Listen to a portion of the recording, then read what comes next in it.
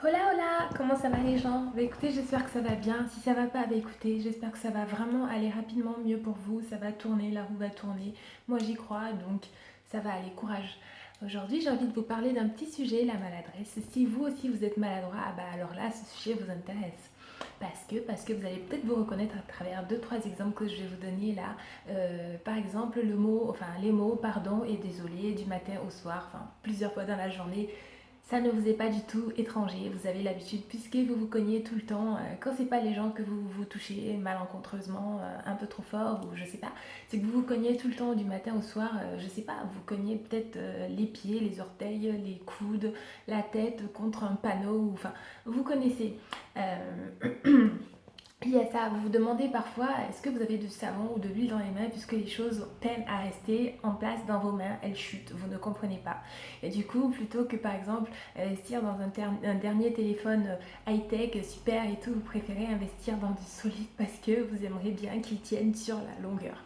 Euh, Ça peut être ça, ou vous avez connu des grands moments de solitude, je sais pas, pendant des instants, vous savez, voyez, solennels, des moments où il faut surtout pas faire de bruit, il faut être concentré, par exemple, je sais pas, un enterrement, ou une réunion de chantier, ou une réunion, une autre réunion, autre chose tout court, où il fallait surtout être très, voilà, vous savez, les périodes, les instants solennels, là où il faut être, eh ben, malheureusement, eh ben non, vous faites remarquer à ce moment-là, ou vous faites chuter un truc à ce moment-là.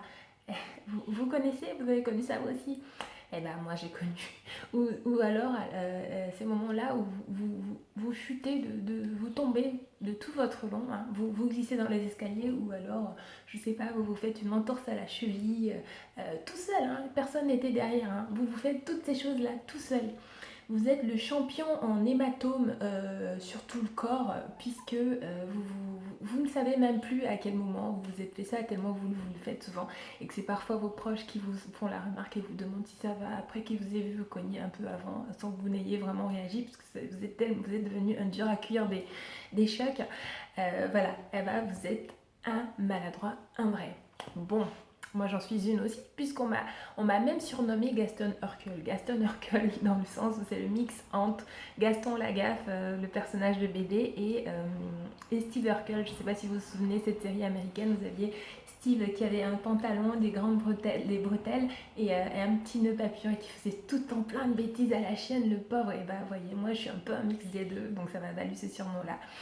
Vous êtes peut-être un de ces personnages-là et à ça, moi j'ai envie de vous dire un truc. Moi un jour, j'avais regardé une émission, c'était passé sur M6 ou TF1, je sais plus, non, je crois que c'était M6, où il parlait des gens maladroits parce qu'effectivement, il y a des gens comme ça.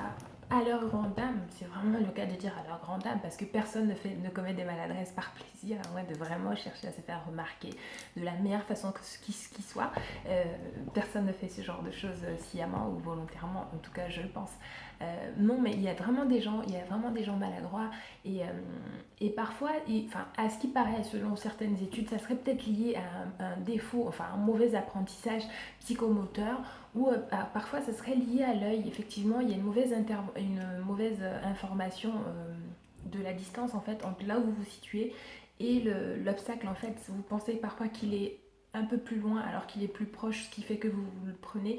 Mais c'est voilà, ça serait peut-être ces choses-là qui expliqueraient chez certaines personnes, en tout cas, ce problème de maladresse ou d'être gauche ou autre dans leur déplacement ou autre.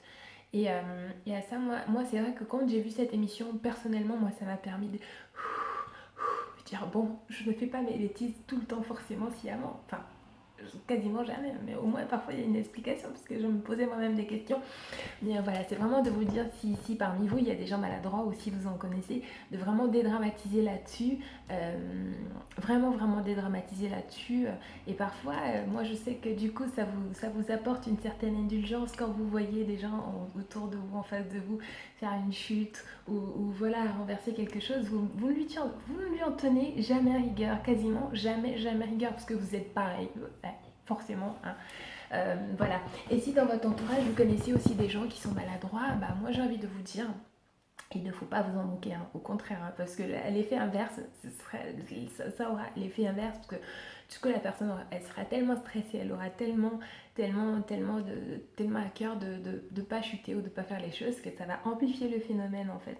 La pire chose donc à dire à quelqu'un de maladroit par exemple, c'est de cibler une chose et de lui dire fais surtout attention à ne pas, par exemple, fais attention à cette chose. Et ben, il va avoir tellement à cœur le maladroit de ne pas faire tomber cette chose ou de faire attention à cette chose qu'il va s'en éloigner, peut-être se retrouver à 3 km de là et l'effet inverse va se produire. Donc vous voyez, ne surtout pas à mettre l'accent sur un truc en particulier, il va se passer l'effet inverse. Je sais pas, même par un effet à la chaîne ou autre, je sais pas comment ça s'explique ces choses-là, mais voilà, faites très attention là-dessus et mettez un point d'honneur à ne pas alourdir, comment dire, leur créer plus de malaise à ces gens-là. Moi j'ai eu beaucoup de chance dans mon entourage d'avoir des gens qui ont compris cette façon d'être là et qui ne m'ont jamais, enfin parfois si quand j'étais enfant que je faisais des choses mais qui m'ont aidé dans mon développement à ne pas, je veux dire, mal en vivre. Euh, Voilà, deux petites anecdotes. Je me souviens une fois, en fin d'études, on avait pu avoir une visite.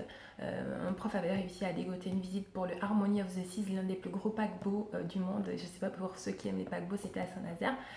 Et puis, il y avait eu une chute en fait. J'avais fait chuter mon casque de 8 étages. C'était tombé dans un bruit et mon prof il savait pas où se mettre.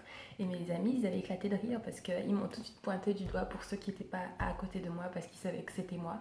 Il y avait eu ça, il y avait eu un moment aussi avec une remise des diplômes où ma soeur, et je me souviens, ma soeur me disait j'ai récité toutes mes prières parce que j'avais peur que tu te vautres dans les escaliers qui te mèneraient à tes diplômes et tout. Heureusement pour moi, je suis fière de moi ce jour-là, je n'ai pas chuté. Mais manque de chance pour moi, mon diplôme, il n'arrivait pas à le retrouver. Donc, eh ben, j'ai dû attendre longtemps, le temps de faire, j'ai quand même réussi à faire mon discours quand même, et ce n'est qu'après ça que j'ai récupéré en main propre mon diplôme. Donc, vous voyez, quand on a la poisse, on a la poisse. Donc voilà, c'était une petite vidéo là-dessus, mais pour dire aux gens, ne vous en faites pas, écoutez, il y a des choses plus graves que ça, et dites-moi ce que vous en avez pensé. Est-ce que vous-même, vous avez eu des anecdotes, des petits trucs là-dessus? J'aimerais beaucoup partager ça avec vous. Et voilà, bah écoutez, je vous dis à très vite pour une prochaine vidéo. J'espère que vous aurez aimé celle-là et dites-moi ce que vous en avez pensé. Faites attention à vous et à très vite. Je me répète peut-être là, non? Je me répète peut-être. Bon allez, je vous embrasse. Bah écoutez, et ne soyez pas maladroits comme moi. Hein. Faites très attention, hein. Très attention. Faites ce que je dis mais ne faites pas ce que je fais. À très